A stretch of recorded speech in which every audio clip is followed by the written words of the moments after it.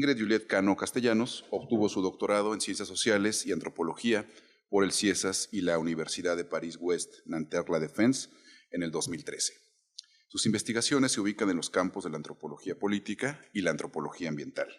Su línea de investigación se conforma por el análisis de distintos procesos socioambientales, entre los que se cuentan la transformación de paisajes rurales, los efectos locales de las políticas de conservación en México y las redes institucionales asociadas a los temas de gobernanza ambiental y reducción de emisiones derivadas de la deforestación y la degradación forestal.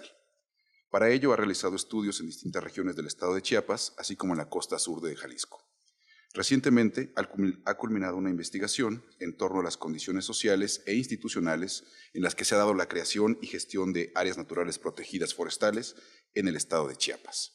Esta investigación hace parte del estudio adelantado por un equipo interdisciplinario coordinado por el doctor Antonio Zuela del Instituto de Investigaciones Sociales de la UNAM, a petición este estudio de la Comisión Nacional de los Derechos Humanos.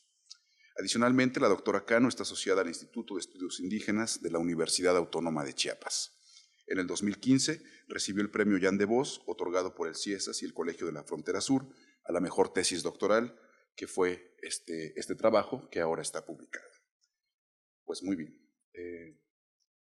Quisiera presentar a los comentaristas. El doctor Ricardo Masip Ríos, investigador de tiempo completo del Instituto Veres, la maestría en Antropología Sociocultural, la doctora Denise Román Burgos y el maestro César Durán.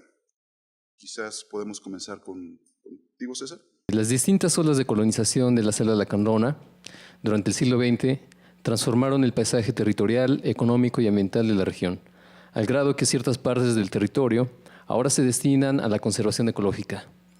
La investigación de Ingrid Juliet Cano Castellanos narra las trayectorias de vida de 3 poblaciones fundadas en la parte sur del macizo forestal de esta región durante la última ola colonizadora, de 1970 a 1986, según lo que propone la autora. El desplazamiento de cada una de estas poblaciones a la región se debió, para el caso de cada una de ellas originaria del estado de Chiapas, a las sequías y escasez de tierras. Para otra población proveniente del estado de Oaxaca, a los conflictos territoriales que obligó a la familia de los López a salir de sus tierras chinantecas, y la otra población, también del estado de Chiapas, a las condiciones de explotación experimentada en la finca de don Wilfrano Constantino. En la primera parte del libro, la autora da cuenta del pasado de estas 3 poblaciones que se desplazaron al espacio agreste de la selva lacandona, un espacio de incertidumbres para estas poblaciones, pero sobre todo evocador de sueños en torno a buenas, nuevas y o tierras propias. Así, la selva o montaña, término que las poblaciones utilizan para describir los espacios no habitados, fue habitada y convertida en territorio, o más bien en territorios distintos, para hallar precisamente lo que buscaban: buenas tierras, nuevas tierras o tierras propias, ¿no? En la segunda parte de la obra, Ingrid nos muestra cómo la afinidad religiosa en la corona, los vínculos de parentesco sanguíneo en Reforma Agraria y las expresiones de independencia y paternalismo en San Isidro posibilitaron un sentido de comunidad para poder transformar y poder habitar la selva o montaña, esto es, trabajarla para hacer y sacar adelante sus ejidos, y así dejar claro quiénes detentaban los derechos sobre estas tierras. Además, cada localidad destinó por diferentes circunstancias una parte de sus tierras para uso común, de manera que estas tierras no se trabajaron y se mantuvieron relativamente intactas hasta la actualidad. En este sentido, las reservas de montaña o selva fueron destinadas o proyectadas a futuro, como reservas de tierras para las futuras generaciones y no como reservas para la conservación. Ahora bien, en la actualidad, los ejidatarios están recibiendo ingresos económicos por estas tierras conservadas a través del pago por servicios ambientales, particularmente el servicio por captura de carbono y servicios de ecoturismo. Los casos de éxito, entre comillas, o fracaso, también entre comillas, de estos proyectos está relacionado de alguna manera con la mayor, cito a Ingrid, con la mayor o menor estabilidad del sentido de comunidad entre los miembros de cada uno de los ejidos, quienes orientaban su sentido comunitario al tema de conservación.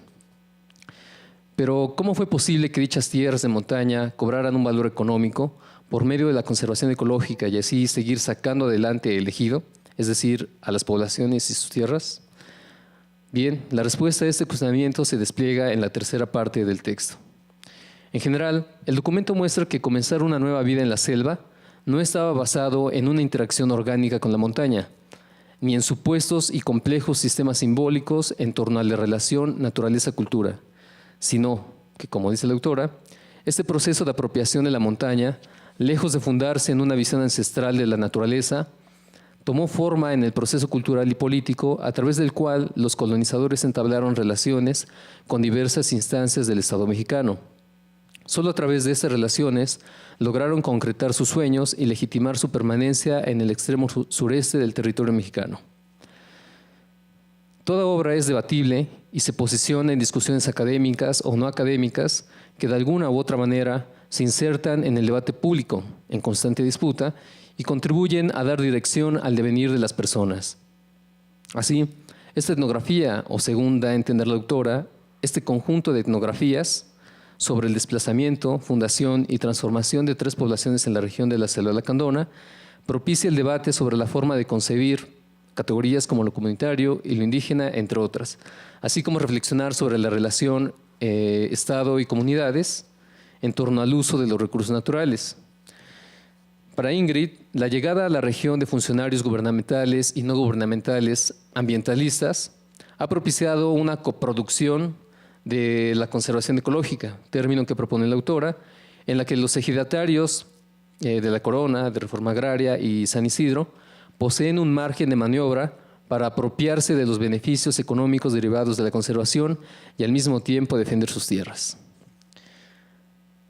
Ahora, sin embargo, en este breve panorama que di de la obra, a mí me gustaría que nos compartiera la autora un comentario acerca de lo siguiente. Tú planteas que la coproducción de la conservación ecológica depende no solamente de los funcionarios ambientalistas que llegan a la región, sino que también depende en buena parte de la apropiación que hace cada una de las localidades, ¿no? Y en tu trabajo, el sentido de comunidad es importante en esta apropiación política, como dices al final en las conclusiones. Es importante esta apropiación política que se da a través de las relaciones consanguíneas, o sea, el parentesco, a través de la religión y a través de esta experiencia de explotación que llevó a una comunidad a crear el sentido de comunidad precisamente, ¿no?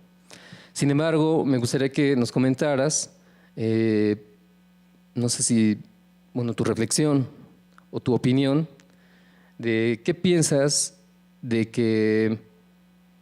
acerca de que esta conservación no nace en las localidades, no nace en los funcionarios, ni nace precisamente en las instancias nacionales ni internacionales, sino que por relaciones políticas se construye a partir de la década de los 60, ¿no?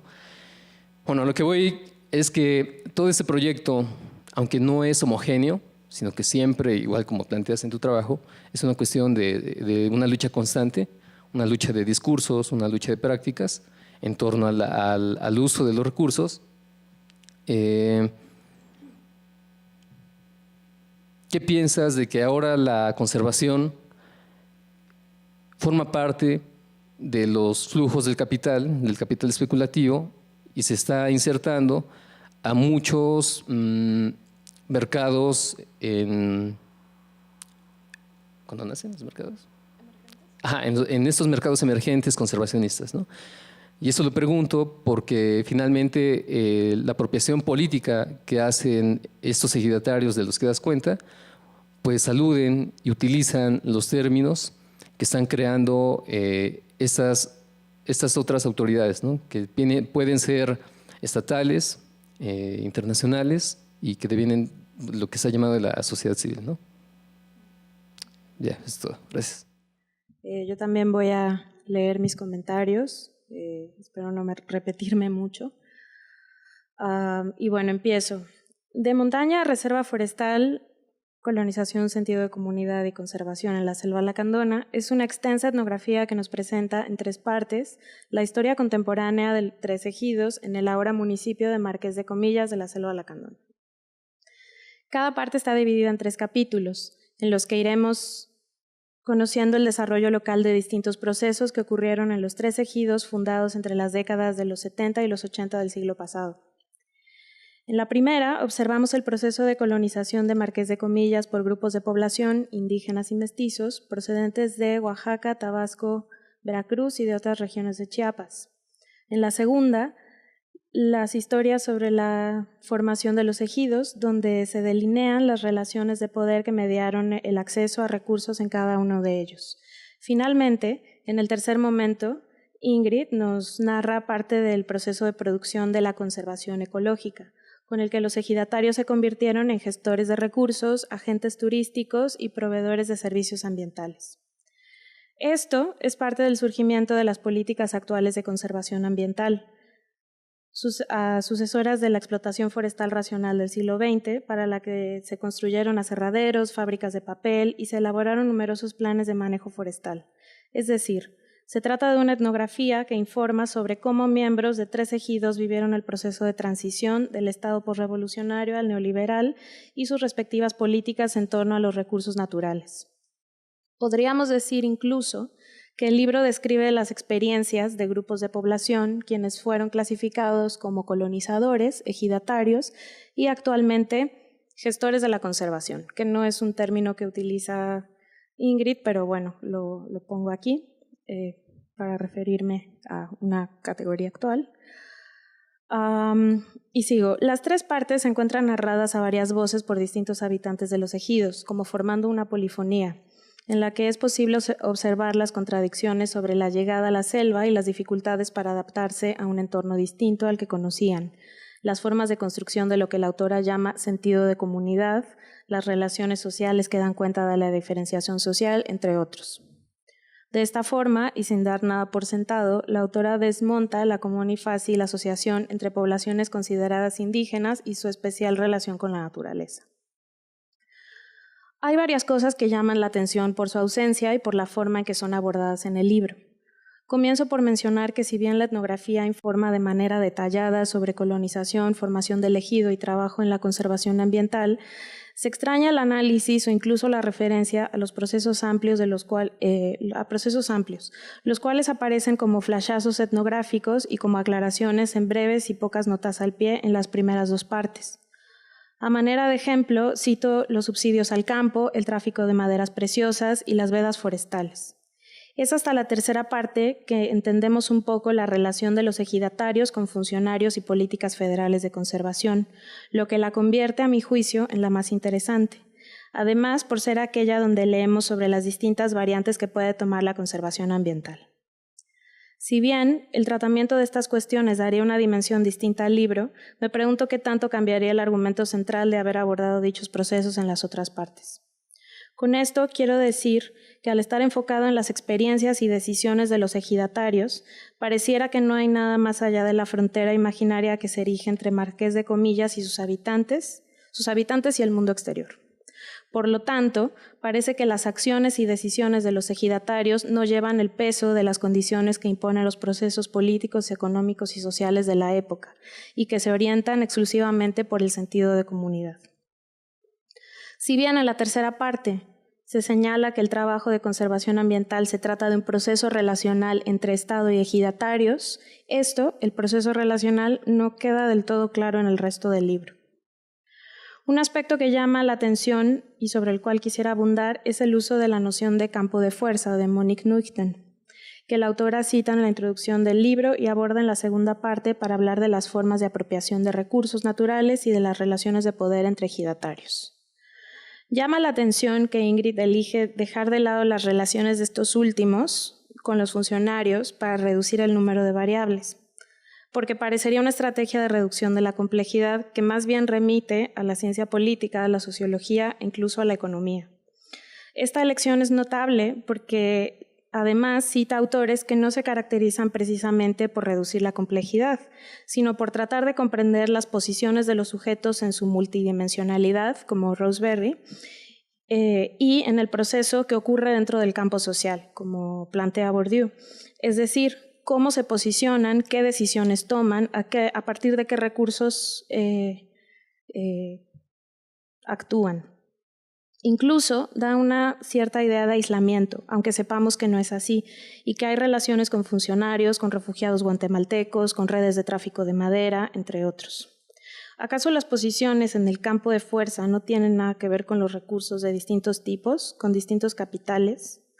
Si bien esto resulta peculiar, en la tercera parte sí observamos las relaciones más allá de los ejidos, pues esa frontera imaginaria con el exterior se desdibuja y entendemos que la producción de la conservación ecológica tuvo que ver en primera instancia con la entrada en vigor del Procede y la reforma al artículo 27, y en segunda con el acceso a recursos del Estado y en cierto modo con la formación de nuevas clientelas, lo que se puede intuir a partir de las formas en las que los propios sujetos lo enuncian, como por ejemplo amarrar la conservación, poder aprovechar nuestros recursos o enamorar a los desgraciados.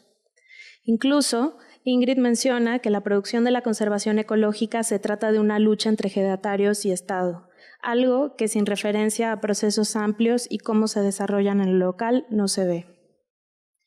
Desde luego, la autora muestra que los ejidatarios no son conservacionistas por naturaleza, esto ya quedó claro en la primera parte, sino que participan de la producción de la conservación y como tales se convirtieron en sujetos clave, pues son ellos quienes crían guacamayas, cuidan árboles que emiten dióxido de carbono y reciben un pago a cambio a través del programa de pago por servicios ambientales y proveen servicios ecoturísticos para europeos, más que nada interesados en el medio ambiente. Es decir, el trabajo de servicios desplaza el trabajo agrícola. Finalmente, otro aspecto que no quisiera dejar pasar por alto es la condición de frontera internacional. La autora plantea desde la introducción que esta no es relevante para las problemáticas ambientales a discusión, lo cual me hizo preguntarme por qué. Marqués de Comillas no solo es una región fronteriza que colinda con Guatemala, sino una mucho más porosa que la frontera norte que divide México con Estados Unidos, por lo que las políticas de población por medio de las cuales se dotaron los ejidos estudiados pretendieron reforzarla, darle un carácter de habitado, de marcarla. Es decir, la propia condición de frontera es uno de los motivos por los cuales los ejidos existen. La ausencia del análisis de esto se extraña al leer breves menciones al tráfico de maderas preciosas y sus consecuencias, ya que en la tercera parte leemos que fue la propia devastación de la selva lo que llevó al gobierno federal a declarar primero reservas de la biosfera en el siglo pasado en partes de la región y más tarde constituir áreas naturales protegidas como en muchas otras regiones del país, que es parte de la política de conservación ambiental. Así como también, que estas políticas han sido un poco más exitosas en Guatemala que en México. Es más, la llegada de unos 46,000 refugiados guatemaltecos por causa de la guerra civil y el genocidio están presentes de cierta forma, pero tampoco son abordados en el libro. ¿Cómo cambiaría la producción del sentido de comunidad si consideráramos a los guatemaltecos refugiados de la guerra civil en su país y el ingreso a los ejidos a través de matrimonios? Habría que repensar la noción de sentido de comunidad y lucha por la producción de la conservación de tomar en cuenta lo anterior. Estas y las anteriores son preguntas que traigo y que espero podamos discutir. Muchas gracias. Voy a concentrar en dos aspectos que tienen otras implicaciones. El primero es más metodológico y teórico sobre escala y complejidad. El segundo sobre un debate que siempre debatimos si es falso o no, si es actual o no, que sería entre estructura y albedrío, y que hay dos versiones, ¿no? Una, la que ha sido dominante, que es el debate entre planteado por Habermas y Foucault, y después el que omite entre Lacan y Althusser, ¿no? Entonces espero que podamos ir hacia allá. Pienso que el mayor mérito del trabajo es la ponderación refinada de los datos de campo en una escala micro, al nivel ejidal, ¿no? Contrario a la tendencia que ha ido dejando los estudios de comunidad por acercamientos regionales, se concentra en la comparación y contraste de 3 ejidos en Marqués de Comillas. sin pretender hablar del municipio o de la región ni la frontera, aunque todos están. O sea, todos están, pero no aspira a hacer una interpretación general de sus procesos, aunque están obviamente en la formación de estos ejidos, pero ve cuál es la historia particular de cada uno, que solamente parecería común o podría dar por hecho si decide ignorarla, ¿no?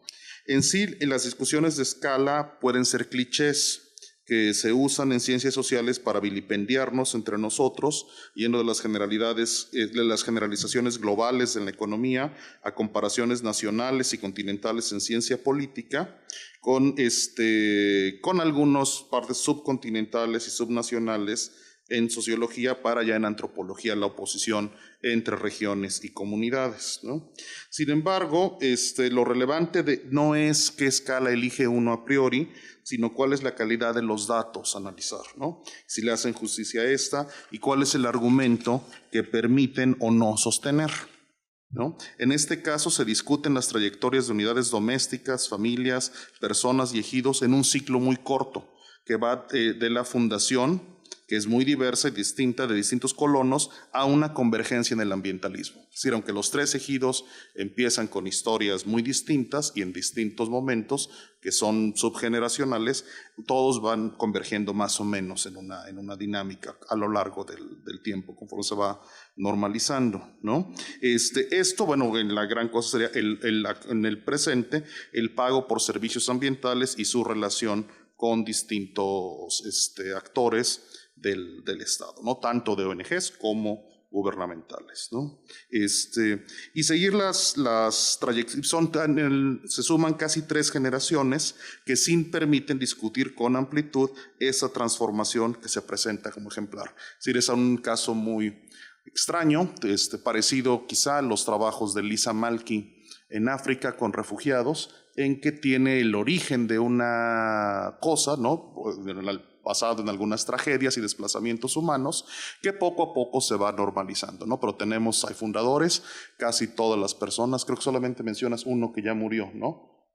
Hay un mayor que ya no está disponible, el resto están ahí para ser entrevistados, tienen una versión. Vemos, por ejemplo, a mí me sorprendió, no sé si a los demás, la cantidad de muchachos que están en la universidad en Comitán, ¿no? No sabemos, yo no sé qué quiere decir, están en la universidad en Comitán, pero vaya, es un cambio en expectativas de vida muy, muy grande en un periodo muy corto, ¿no? Estamos hablando de finales de los 70s, inicio de los 80s, bueno, ahora una normalización en esto, ¿no? Ahora, el tratamiento e interpretación de la información abre campo a muchos debates, tanto nuevos como fundacionales de la disciplina, desde la filosofía política, y cuyas certezas tenemos que negociar cada generación. Cada generación tenemos que convencernos que el debate es meritorio o no, ¿no? Del consabido sobre estructura y albedrío, avanzamos a otro en este libro sobre sujetos o actores y de cuáles son las posibilidades de coproducción, ¿no? Esto es.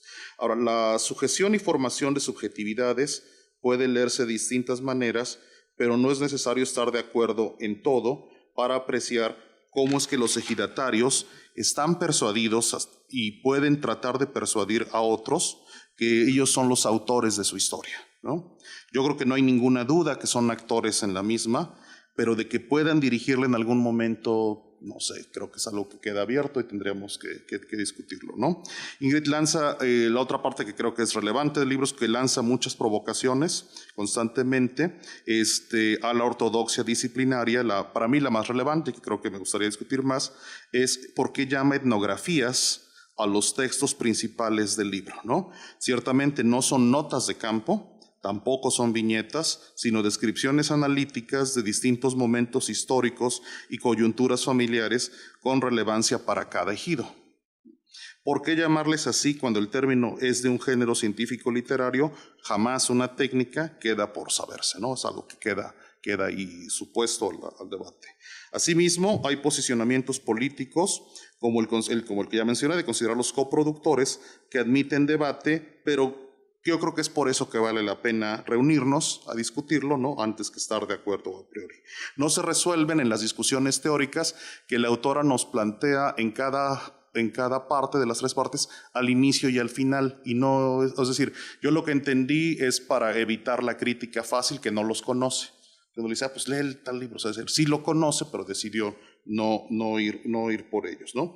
Están acotadas en los márgenes y creo que lo importante aquí es que no deben distraer la discusión mayor sobre epistemología etnográfica y cómo se llegó a abrazar, cómo es decir, lo que vemos al final del libro es una alianza entre proyectistas y poblaciones, ¿no? Esos proyectistas ya no son agentes del Estado sin estar en el gobierno, ¿no? En tanto, es decir, el Estado de Wittfogel para acá es la aparición de clases sociales o una relación de dominio, ¿no? Ahí es muy obvio y cómo están ahí. Y por el otro lado, estos colonos que ya no lo son, o sea, ya no son colonos, ya son, y esa sería una de las cosas a subrayar, que en el libro no aparece, pero la única posibilidad que uno ve de poder ejercer y reclamar una posición de ciudadanía es hasta el presente, del pago de servicios ambientales.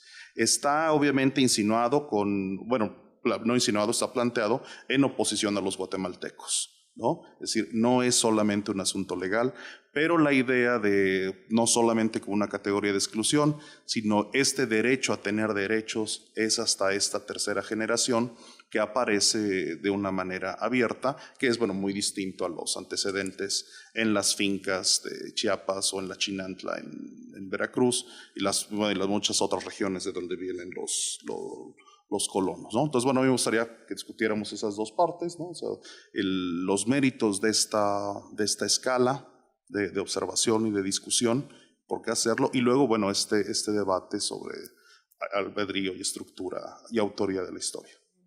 Bueno, buenos días. Muchas gracias por los que están presentes y sobre todo muchas gracias por los 3 comentaristas. Me siento muy honrada de tener sus comentarios y sus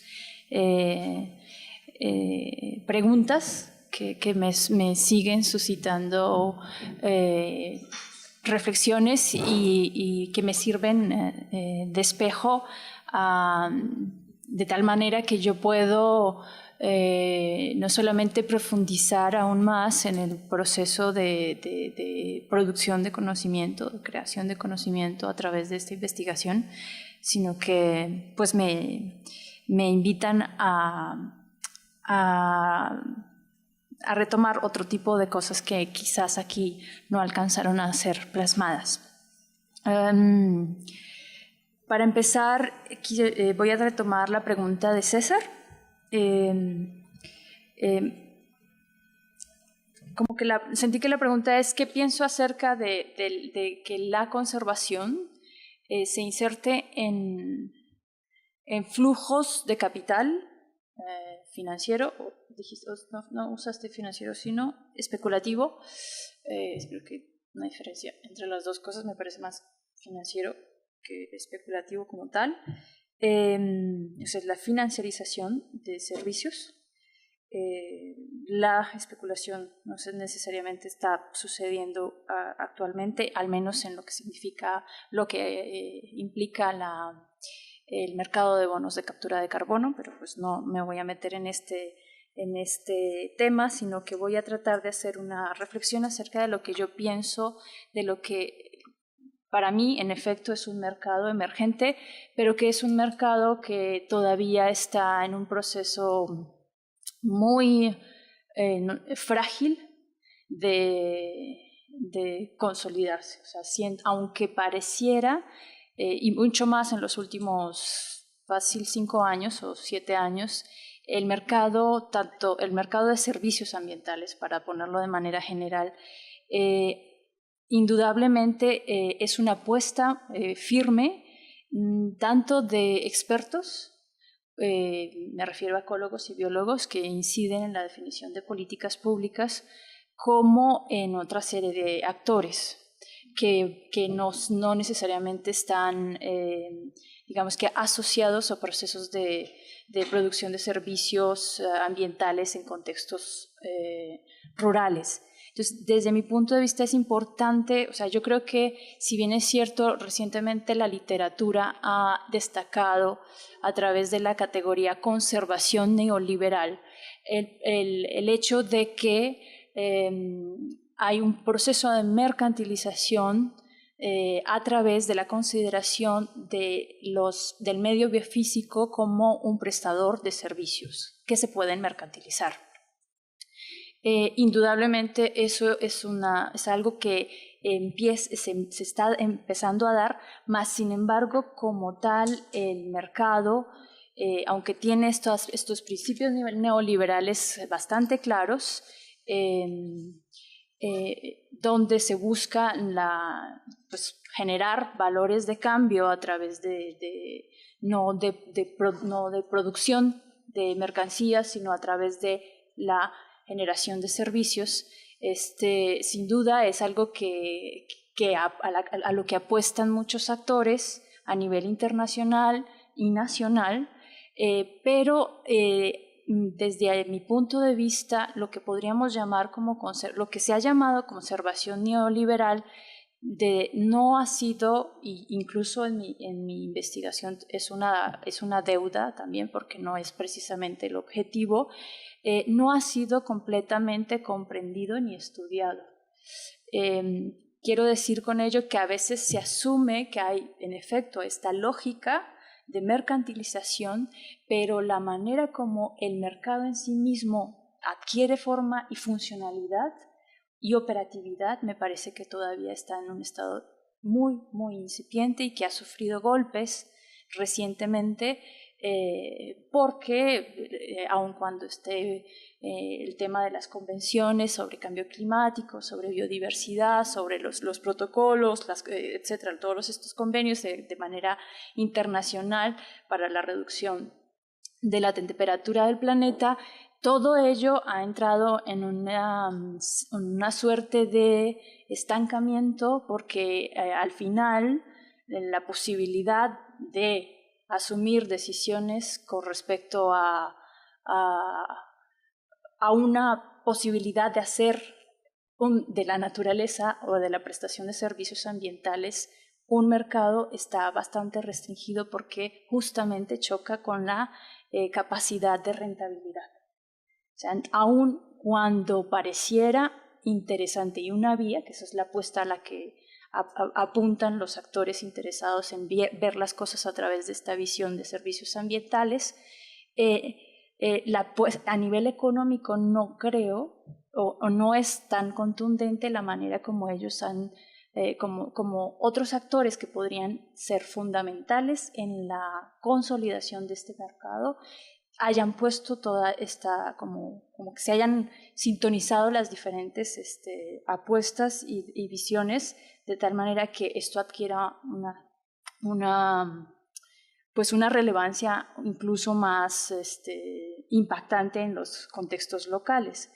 Y me parece que a veces, cuando se asume la noción de conservación neoliberal, nos falta, y sobre todo pienso yo que en eso puede contribuir mucho el trabajo etnográfico, nos falta entender hasta dónde sí hay no digo que neoliberalización, porque sí creo que hay una expresión de neoliberalización paulatina, pero hasta dónde hay una suerte de mercado ahí que digamos que opera como operan otro tipo de mercados de los sectores rurales, ¿no?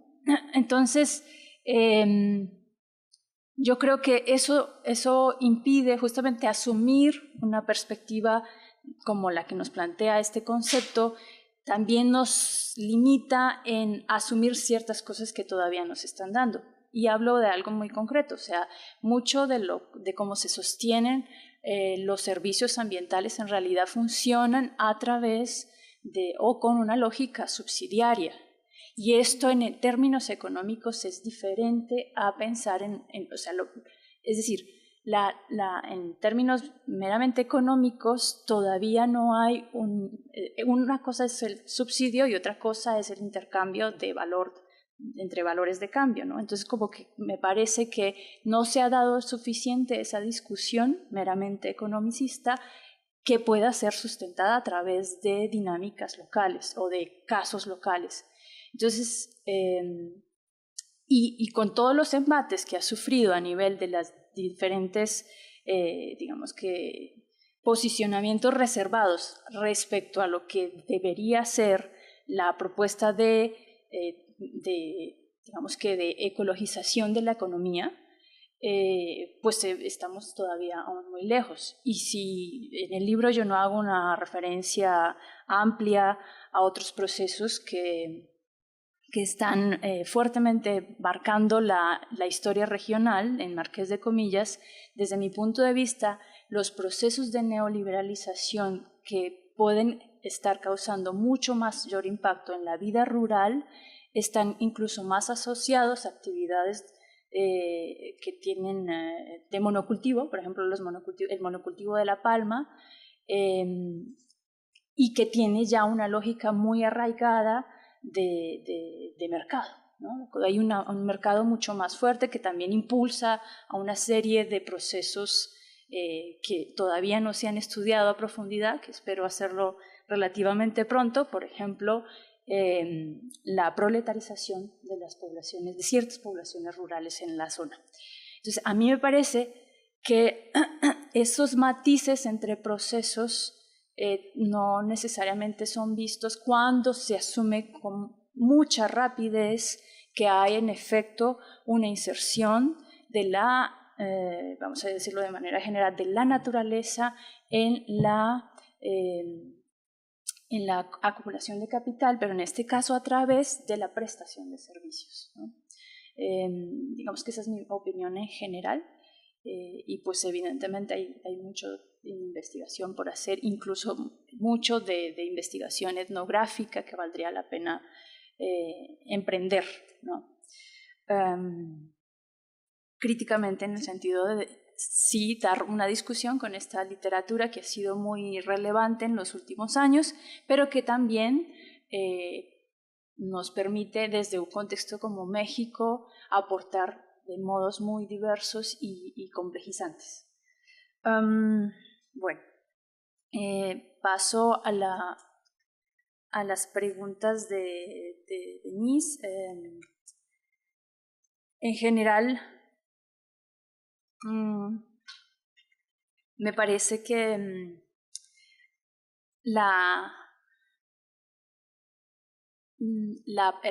lo que apunta Denise acerca de las ausencias, en efecto es creo yo la ausencia más frecuente entre mis lectores, en el sentido de que la segunda parte, que es donde yo en buena medida me interno en la vida cotidiana de los ejidos de una manera incluso reconstruyendo procesos de historias locales de relativa corta duración, en efecto da esa sensación de que tanto la vida de esos ejidos, de las poblaciones de esos ejidos, como los ejidos están en un espacio vacío o aislado, ¿no?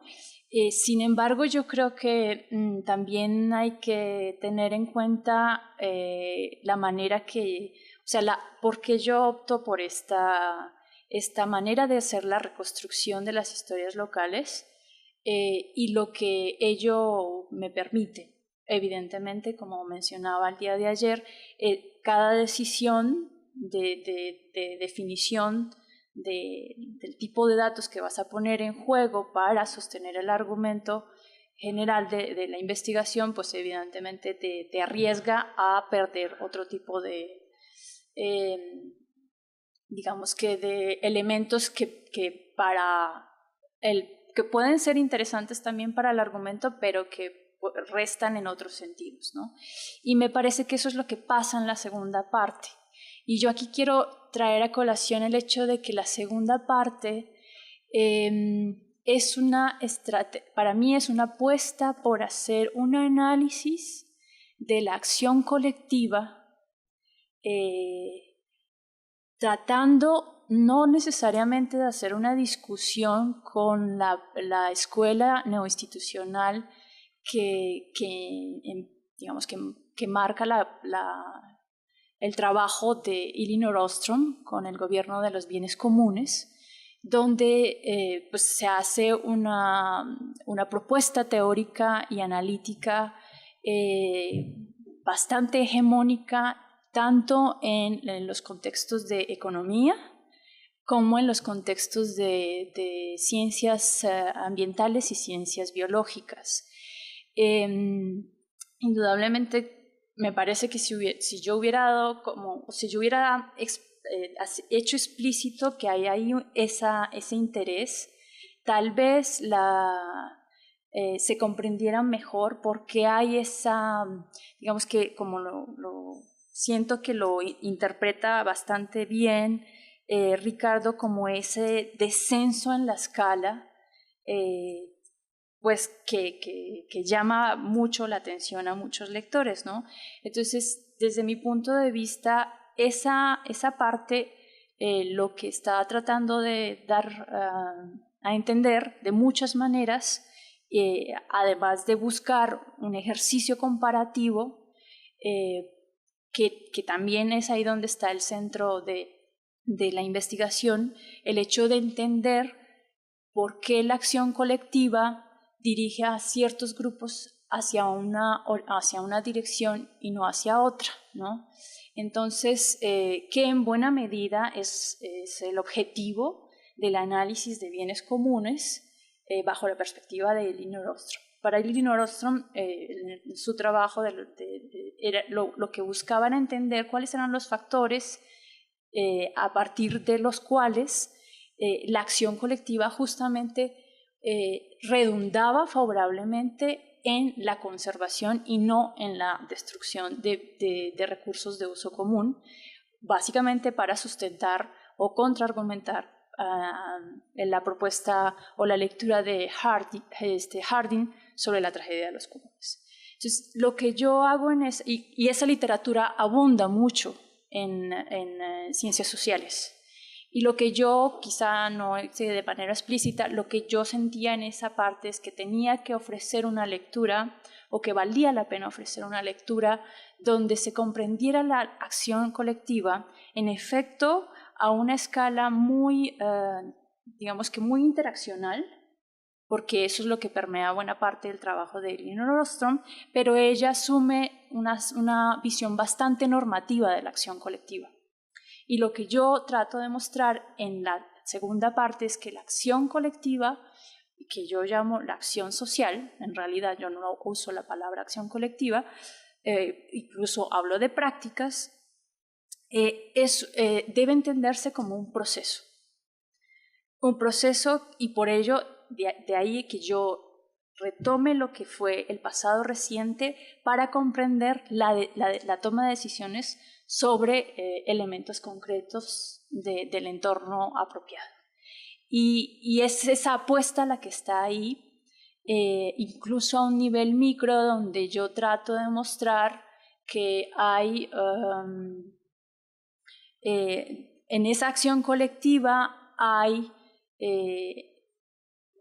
hay posibilidad incluso de detallar la acción de los grupos familiares y de la manera como mucha de esta acción de las prácticas están atravesadas por muchas contingencias, por desconocimiento, por inquietudes, por tensiones, pero también por aprendizajes que hacen posicionar a la gente de una manera u otra en el contexto meramente local.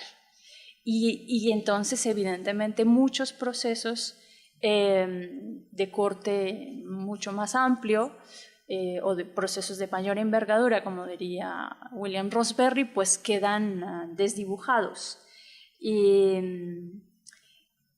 sé que llama la atención porque sobre todo cuando yo uso la noción de campo, bueno, el campo ahí se entiende mucho más claramente porque acojo con bastante fidelidad la noción de campo de fuerzas de Nuchten, pero evidentemente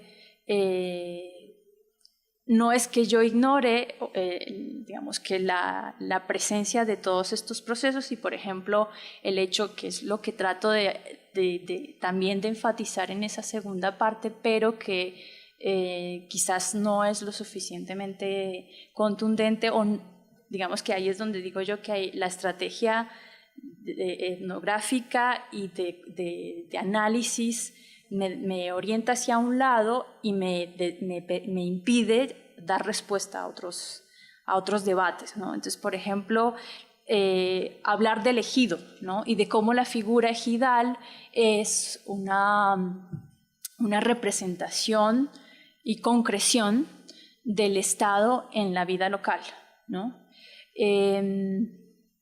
Ayer mismo me hacían preguntas muy semejantes a las preguntas que me haces, y yo lo que siento es que en ese momento, porque hablábamos de que la política de formación de ejidos había sido una política densa, una política de territorialización bastante densa, y pareciera que ahí y en mi texto no necesariamente se refleja esa densidad del Estado en la vida de las poblaciones rurales. Más sin embargo, lo que yo trataba de mencionar es que ahí, en función del argumento general, para mí no era tan interesante hacer alusión, por ejemplo, a esta densidad de la política agraria ni a la relación de otros procesos de mayor envergadura en la configuración de los ejidos, porque por una parte me interesaba dar cuenta de cómo hay un vacío, aunque en la colonización de Marqués de Comillas ha sido categorizada como dirigida. Lo que yo quería mostrar también era que había un gran margen de maniobra para interpretar la legislación, las resoluciones presidenciales, la resolución presidencial de cada uno de los ejidos.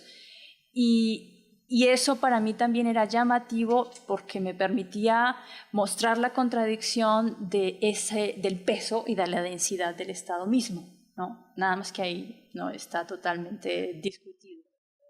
Sí, claro. Nada más muy rápido, entiendo tu interés y vaya, el análisis, o sea, la reconstrucción de las historias es bastante rica. A mí me llamó la atención porque creo que justamente el uso, el tratamiento etnográfico de las posiciones en el campo es justamente lo que te revela que la acción colectiva o que las prácticas son contradictorias, que hay un montón de negociación, que hay sujetos que están mejor posicionados que otros, y que eso va orientando de formas diversas los procesos, ya sea en un mismo ejido o en distintos. Entonces esa era como la intención del comentario. Bueno,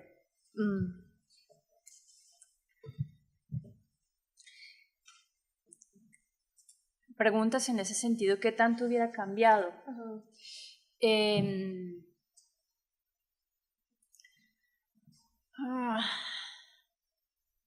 No lo sé. O sea, en principio es más fácil responder que no sé qué tanto hubiera cambiado, porque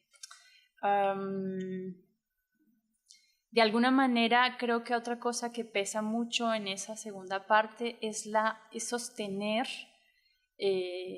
la idea de que hay distintas maneras de que se puede o no, consolidar el sentido de comunidad.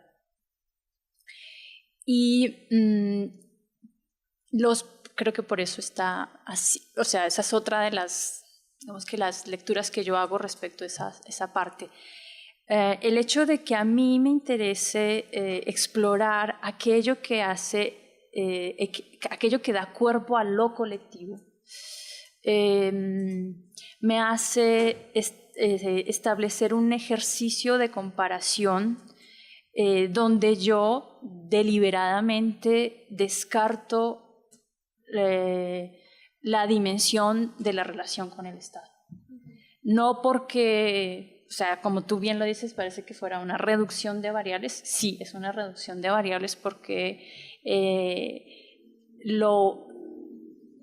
quizás el efecto es que estabiliza las cosas, que creo que fue una interpretación de uno de los alumnos de ayer, que se da la sensación de como que el sentido de comunidad es algo que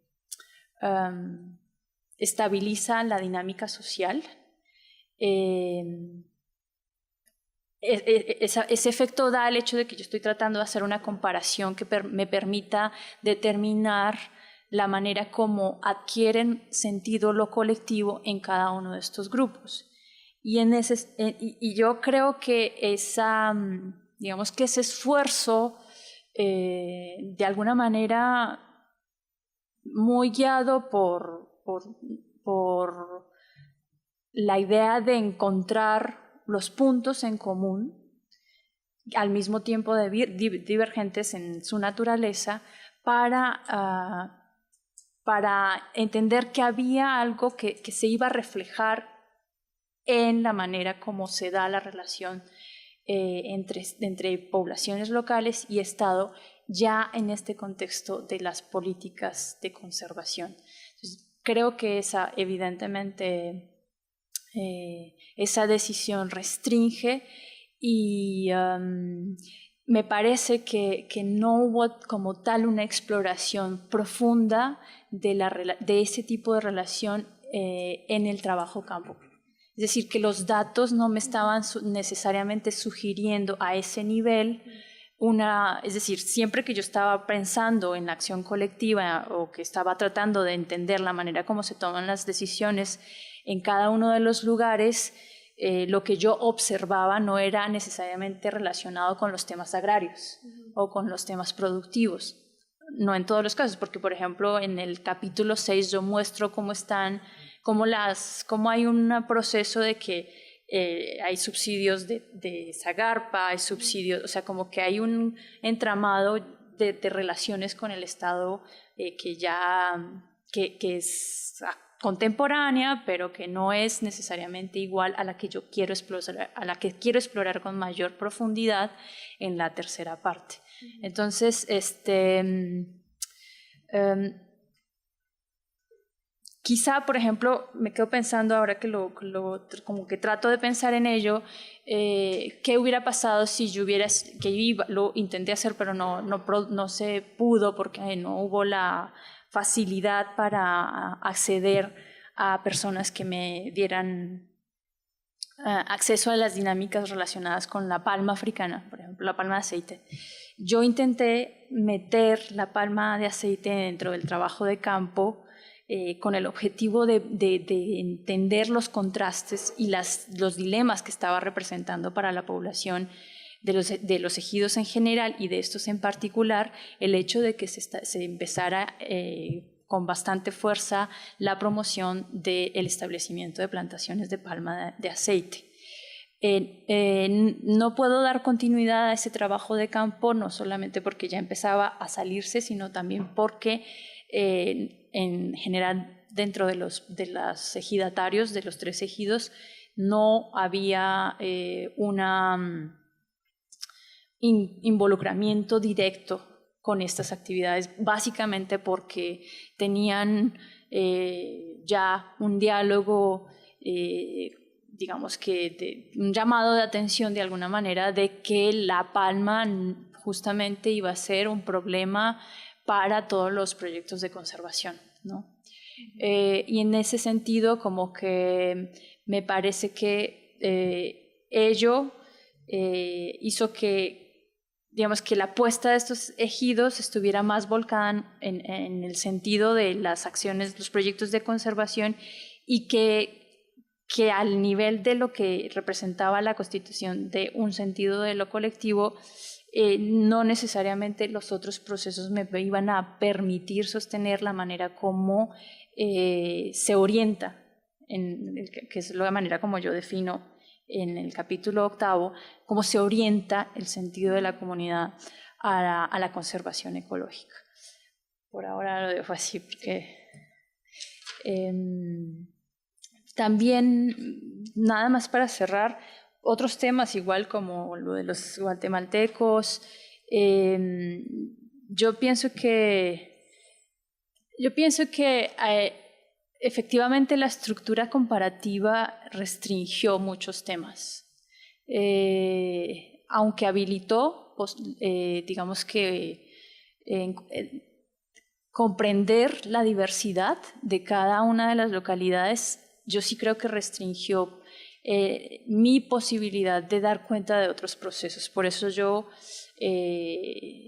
digamos que empecé a decir, bueno, estos procesos no son precisamente los más directos para la pregunta que yo quiero responder. Y en efecto, bueno, por un lado yo aludía al hecho de que ya existe una literatura, no todas sobre Marqués de Comillas, pero sí ya había una gran parte de literatura que ha tratado del tema de frontera, pero que también desconoce en buena medida muchas de las dinámicas ejidales, porque el foco de atención cambia y entonces el territorio se lee de una manera distinta. Y pues paso entonces a los últimos comentarios. Me queda un poquito más claro el primer comentario. El segundo tengo todavía una suerte de poca claridad para poder responder quizás con mayor amplitud, pero quiero empezar por esta parte de la escala. A mí me da mucho gusto escuchar esto, porque yo creo que nunca lo pensé así, es decir, nunca pensé en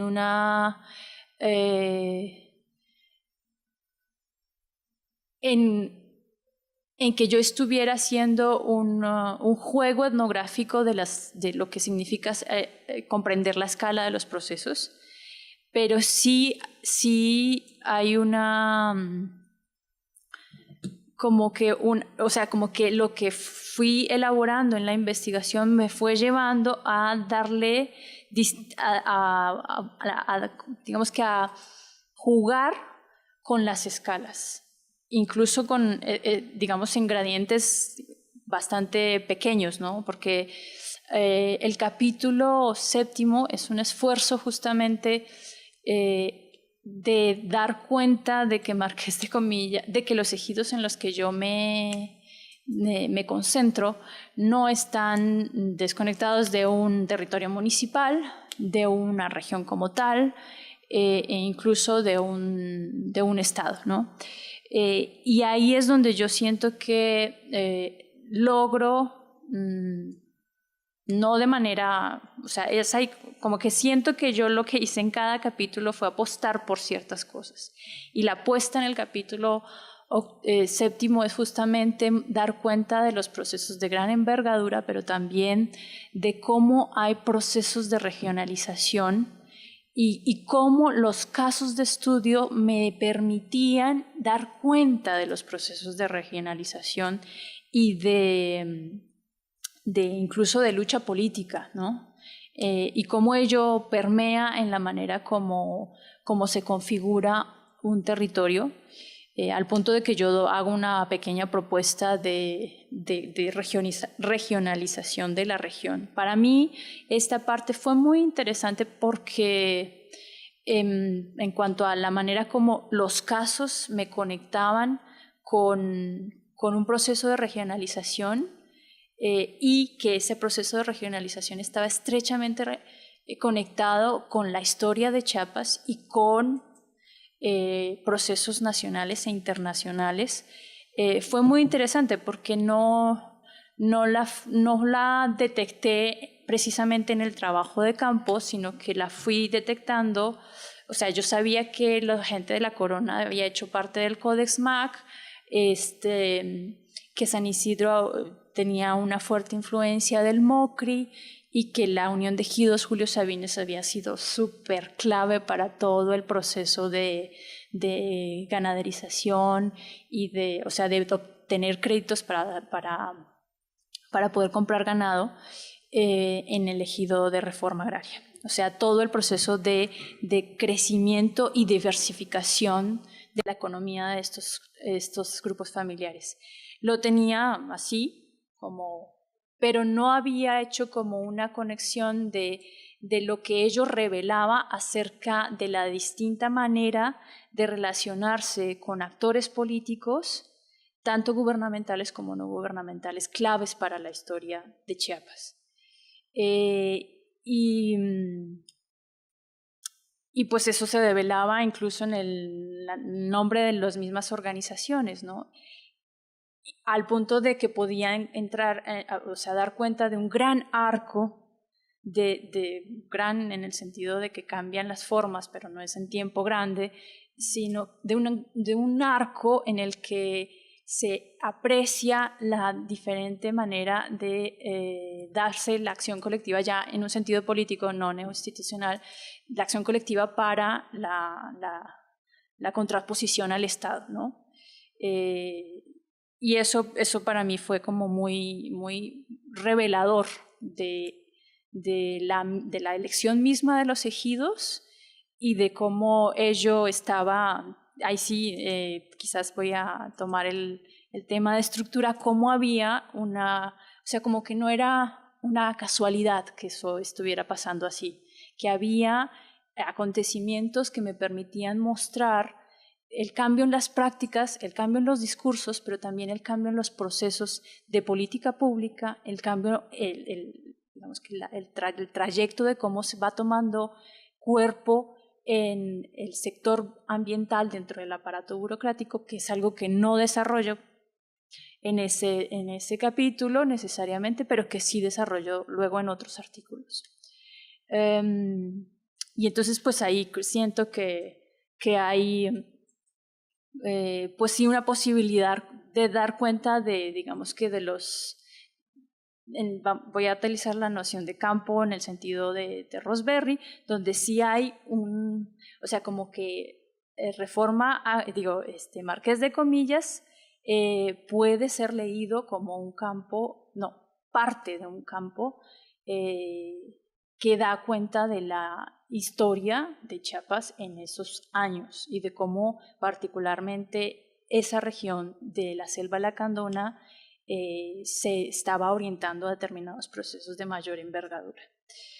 Insisto, todo esto no está necesariamente discutido en el texto, pero esas eran como las apuestas.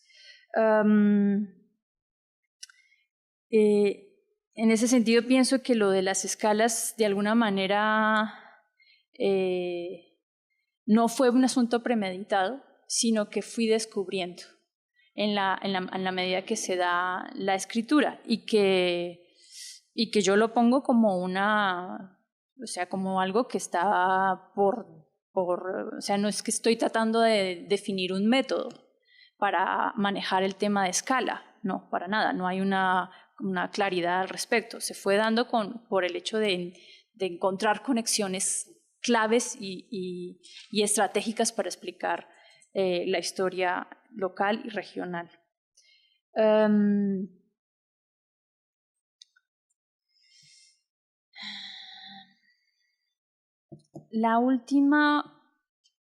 El último comentario, bueno, trato de empezar por ahí y luego si me dices si no te estoy entendiendo o si trato de entender mejor las cosas. Cuando dices que yo llamo etnografías a los textos que empiezo que elaboro, o sea, como que hago una distinción, o sea, lo que te llama a ti la atención es que hago una distinción entre, o sea, como si el libro mismo no fuera una etnografía.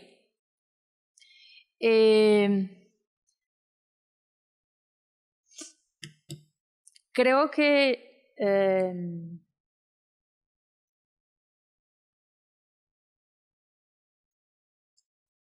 en este caso hay como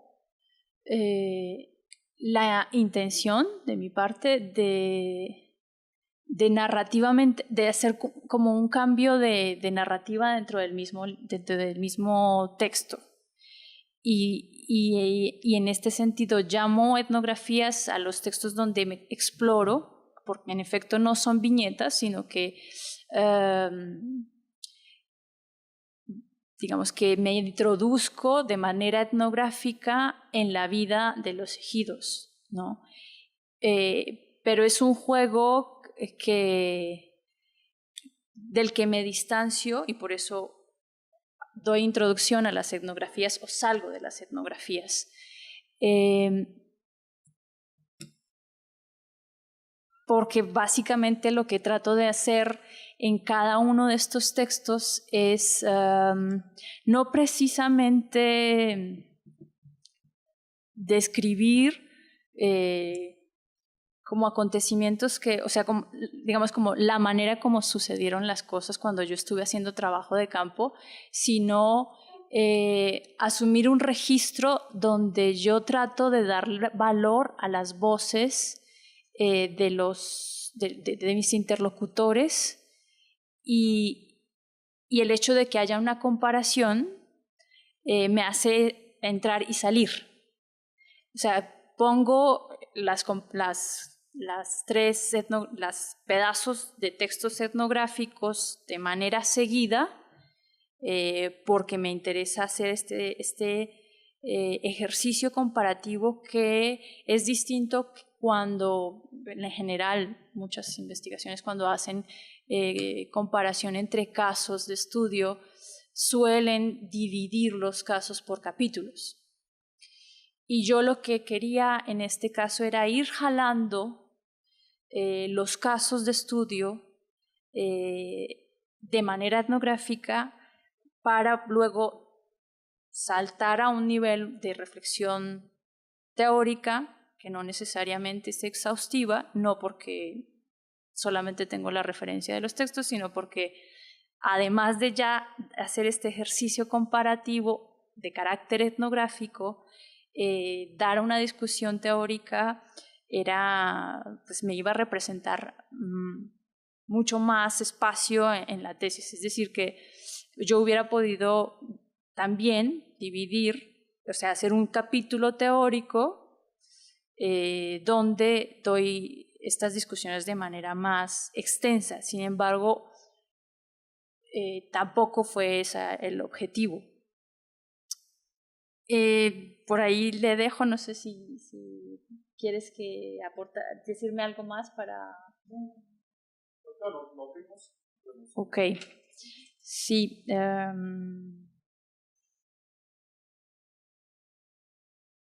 Por ahora.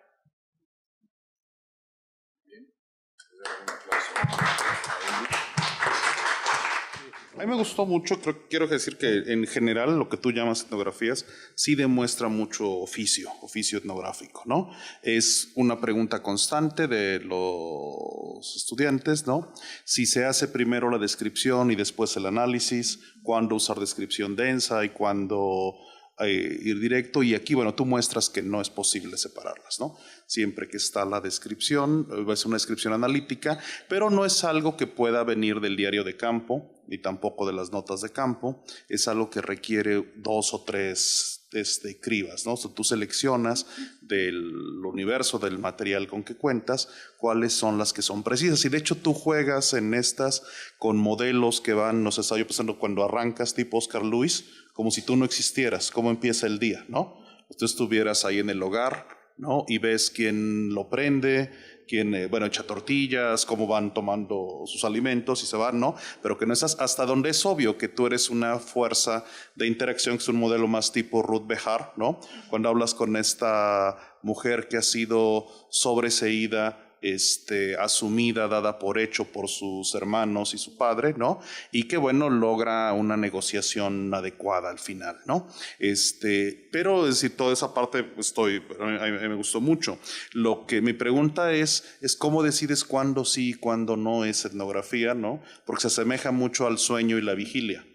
Como si la etnografía fuera un sueño, fuese más onírico estando ahí, y cuando tú ya estás más en la vigilia y despierto.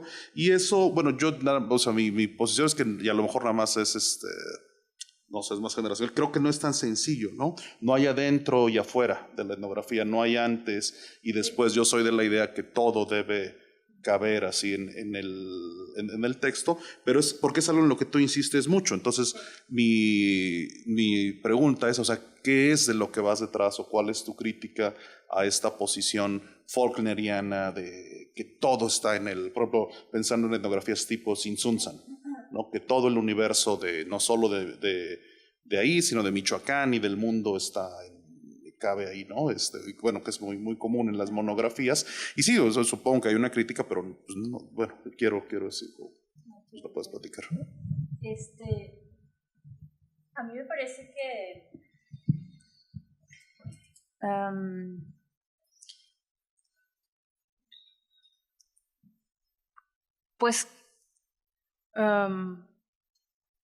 que yo creo que uno se puede permitir eso.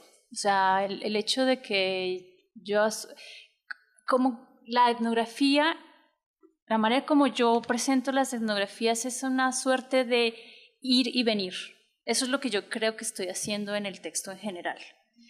Cuando yo antecedo a las etnografías, lo que yo estoy tratando de mostrar es que yo estoy enfrente de una máquina escribiendo en un momento determinado ya lejos del campo. Y cuando introduzco las etnografías, lo que trato es de desplazarme en la memoria. Insisto, yo eso no lo digo, y eso habría que reflexionarlo más e incluso dejarlo explícito. Porque a mí me gusta el juego del ir y venir, el hecho de que no todo parezca como si tú estuvieras todo el tiempo que ese es un debate. O sea, por ejemplo, José Luis dice, no, todo el tiempo estamos en campo, ¿no? Nosotros estamos en campo. Yo creo que lo que me interesaba a mí era jugar con el hecho de este desplazamiento, y ese desplazamiento también para el lector, de que hubiera como que un proceso en el que el lector pueda sentirme y sentir el espacio donde yo estuve. Evidentemente hay momentos donde opto por hacerme más presente digamos que en esos sueños, más que en la vigilia, pero también depende del tipo o sea, de qué tanto mi presencia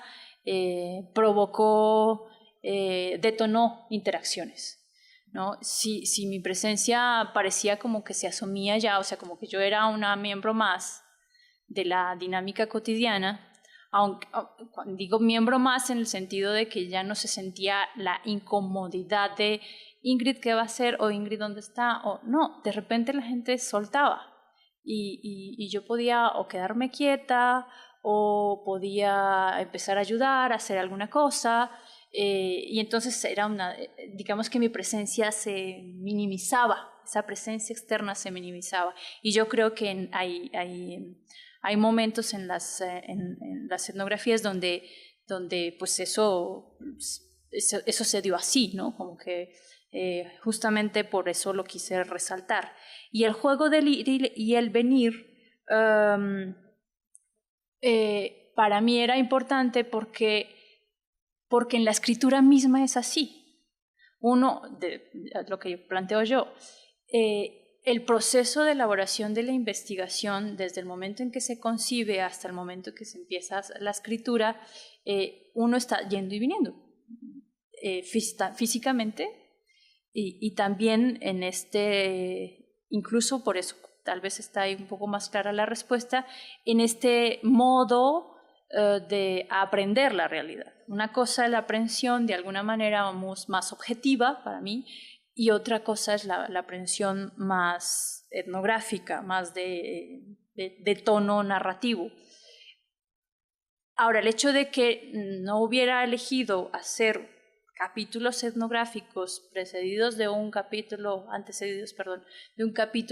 teórico, sí tuvo que ver en buena medida con una marcada influencia de mi director y de otra persona en Francia, donde me decían es que no, porque si tú te desligas, o sea, si tú haces el ejercicio comparativo, se pierde como la posibilidad de etnográficamente entender comparativamente, de manera etnográfica entender la comparación entre los casos de estudio. Entonces por eso terminé jugando con ponerlos de manera compacta en cada uno de los capítulos. Ahora pienso también que Este juego de los desplazamientos también estaba muy presente porque para mí eso también fue el trabajo de campo. O sea, yo no hice primero trabajo de campo en La Corona y se cerró el trabajo de La Corona y luego fui a Reforma. No, yo hacía el ciclo, ¿no?, de recorridos. Y eso, digamos que como experiencia de terreno era muy,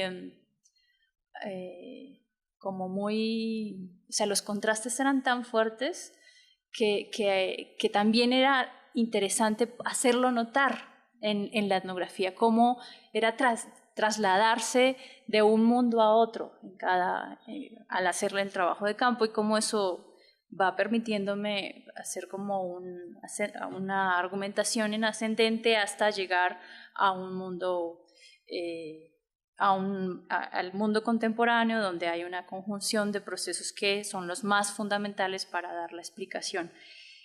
Hay otro juego que estoy haciendo en la etnografía y también es una influencia de Francia, del Laboratorio de Etnología y Sociología Comparativa en mi trabajo etnográfico, y eso fue lo más difícil, de las cosas que más me costaron al inicio de la formulación, tanto del argumento de la tesis como de la escritura, y fue asumir la historia de una manera diferente. No solamente en la manera como analizaba, observaba los acontecimientos, y cuando digo historia me refiero a devenir, ¿no?, devenir de los acontecimientos. Y entonces, de una manera tal que no fuera, o sea, que lo que yo escribiera no iba a ir necesariamente con una búsqueda de linealidad, sino típico de la explicación histórica. Lo que hice yo fue tratar de dividir procesos que a veces se empalmaban o se sucedían. Entonces, por ejemplo, el proceso de colonización con el proceso de apertura de las tierras, es decir, de desmonte de la selva para abrir los trabajaderos, y la definición de las tierras de uso común, en realidad está empalmado históricamente. O sea, se dan en los mismos años. Pero lo que yo hago a nivel etnográfico es hacer como si esto fuera en dos momentos. O sea, no necesariamente se ve por el hecho de que es un libro, o sea, no es una película, vamos a decirlo así, no hay un lenguaje cinematográfico que me permite mostrar aquí lo que está pasando a nivel de la colonización y lo que está pasando a nivel de la formación de los ejidos, sino que lo tengo que poner así porque es la manera como finalmente el lenguaje escrito nos impone, ¿no? Pero eso fue lo que hizo romper la historia. O sea, romper el devenir de los acontecimientos. Y en el caso de la segunda parte, con la tercera hay sí hay sucesión, pero también una especie de empalme, y romper esa lógica, desde mi punto de vista, tiene que ver mucho con el laboratorio, porque me insistían mucho, sobre todo cuando estaba formulando el argumento de la tesis, de no buscar... cuando somos estudiantes y empezamos una investigación, tendemos a querer explicar, y sobre todo si tenemos una fuerte formación política y de economía política, a explicar de manera sucesiva los acontecimientos, o digamos cómo los grandes procesos inciden en contextos locales, ¿no? Entonces, típico las políticas neoliberales del periodo tal, no sé qué, y así como que se baja en la descripción para llegar a un lugar concreto, pero en una forma de primero fueron estas políticas y la década de tal y luego la década de tal, y entonces esto nos llevó a esto, y entonces hay una explicación de alguna manera que no digo que sea incoherente, pero sí hay una suerte de proyección de que la historia tiene un sentido muy acabado, cuando en la vida cotidiana las cosas o la manera como la gente vive el devenir no es que tengan precisamente claro los procesos en los cuales ellos están insertos, y en el hecho de saberse, por ejemplo, colonos, no en el sentido no en el sentido práctico, sino en el sentido de lo que implica eso en la relación con el Estado, ¿no? Entonces me parece que hay un juego de tratar de romper con este tipo de explicación lineal, y eso obviamente dio otro corte a la etnografía. Muy bien. Hay entre nosotros algunos historiadores, no sé si quisieran comentar algo, alguien del público. ¿No? Lineales. No sean lineales, compañeros. ¿Alguna pregunta? Muy bien, pues no sé. Compañeros, ¿quisieran decir algo más? Creo que aquí había algo y que tiene que ver con el tema de la historia. Hace un ratito también hablabas de los sujetos y los actores, y de que yo opto por la categoría actor, y que en efecto hay una posición de que están persuadidos y que buscan persuadir, y quizá cuestionas el hecho de que hasta dónde está esta incidencia en los procesos de los actores locales, ¿no? Desde mi punto de vista,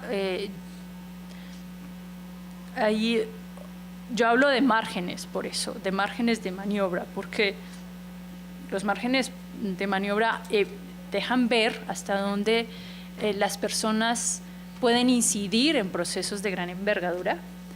Por ejemplo, cuando, no lo detallo ahí, pero a mí uno de los objetivos de introducir a los actores intermediarios en el 7º capítulo, que son actores que no necesariamente no están dentro de las poblaciones, pero evidencian pues lo que llamamos brokers, básicamente. Uno de los objetivos de introducir a esta figura, aunque doy una discusión sucinta de ello, era dar cuenta de cómo ellos servían de intermediarios para ¿cómo se dice?, procesar las diferentes discusiones que se daban a nivel local y regional, y cómo eso fue incidiendo en los cambios del lenguaje de la política pública ambiental. Eso es algo que eso es una empresa que todavía no he podido emprender, porque yo tengo la intención de mostrar cómo muchos procesos locales, al menos en términos de los procesos ambientales, han sido fundamentales en la manera de cómo la política pública toma cuerpo, en la política pública ambiental y particularmente de conservación ecológica. Y a eso lo remito también a lo que mencionaba César en la primera parte, porque yo creo que es en ese, digamos que bajo este argumento, la etnografía y la investigación etnográfica puede contribuir en mucho. Ya lo he hecho y hemos visto varios trabajos, pero por ejemplo, yo siento que mucha investigación que se dedica al tema de la conservación con una perspectiva de ecología política no ha logrado dar cuenta con toda su riqueza la manera como hay una fuerte incidencia de procesos locales, evidentemente no solo en el cambio del lenguaje, sino en la manera como se ven horizontes distintos para dar pauta a lo que se debe hacer en el terreno. Entonces hay como una suerte de subida y bajada, y hay casos muy concretos donde yo he identificado, y creo que es una historia por escribir, de cómo hay actores, hay procesos muy locales que han definido, por ejemplo, los determinados programas de política ambiental, ¿no? Por ejemplo, un caso muy concreto que no toco yo en en esta investigación, pero que yo estoy muy interesada en tocarlo en algún momento de mi trayectoria futura, es, por ejemplo, la invención de la figura. Esto sí lo trato acá, pero eso va acompañado de otro programa que se diseñó, que es el programa de ordenamiento territorial comunitario. Este es no es un programa como tal, sino un mecanismo que ahora está inserto dentro de programas de política pública de la CONAFOR y que se implementa pues en los ejidos a través de prestadores de servicios, ONGs, y que busca básicamente la definición de usos, de los usos posibles en el territorio, con el objetivo de que haya acuerdos comunitarios para pues dar ciertos márgenes de uso a los recursos y búsqueda de conservación de los mismos. Y ese instrumento tiene un origen dentro de las poblaciones locales en un contexto oaxaqueño.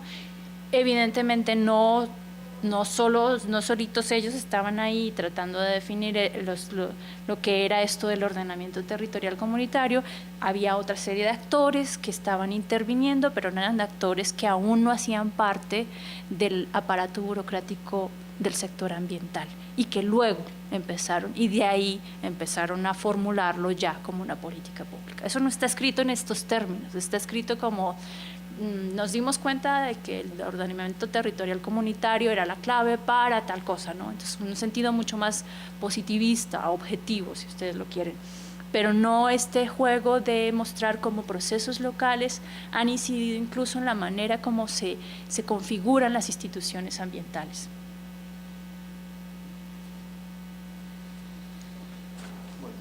Muy bien.